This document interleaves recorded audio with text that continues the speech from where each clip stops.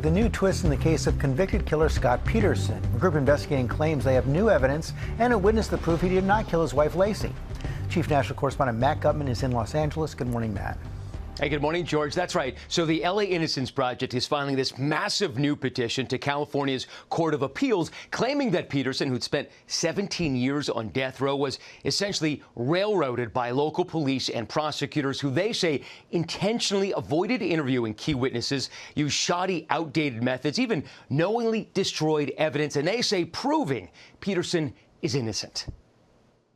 This morning, attorneys for Scott Peterson, currently serving life in prison for the murder of his pregnant wife, Lacey, and their unborn child, Connor, believe they've amassed a mountain of evidence proving Peterson deserves a new trial or to have his conviction overturned. In a nearly 400-page petition to the California Court of Appeals, the Los Angeles Innocence Project calling the prosecution's case against Peterson entirely circumstantial, saying no direct physical or forensic evidence was found supporting any of the prosecution's theory. The public has not lost its interest in this case in the 20 years since.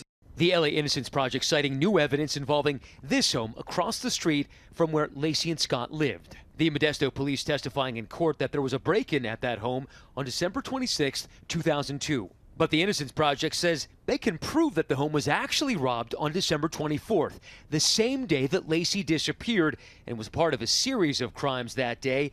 And they say a witness overheard a conversation among the burglars about Lacey confronting them during the robbery. Lacey Peterson disappeared from her home Christmas Eve of 2002, and police have maintained that Scott killed her before he went fishing and then throwing her body into the bay. But the Innocence Project says this new evidence proves that Lacey was still alive after Scott left their home that day. In their petition, they also accuse the Modesto police of suppressing evidence involving a burnt-out van near the crime scene, which they say had evidence of bloodstains on a mattress. Mark Garagos represented Peterson in his 2004 trial and is hopeful this new evidence will free his former client. If the Innocence Project prevails here, they will have done a great thing, because I think Scott was convicted on what I always called he didn't act right evidence, not on real evidence. And guys, one of the lawyers telling me they've never seen a case with this much exculpatory evidence ever. Prosecutors and police in Stanislaus County say they can't comment until the Court of Appeals picks up the case, which could happen in a matter of days. And the Innocence Project's hopes that the court will decide to call for a new trial or even just order Peterson's release outright. Guys. What a long-running story. Okay, Matt, thanks very much.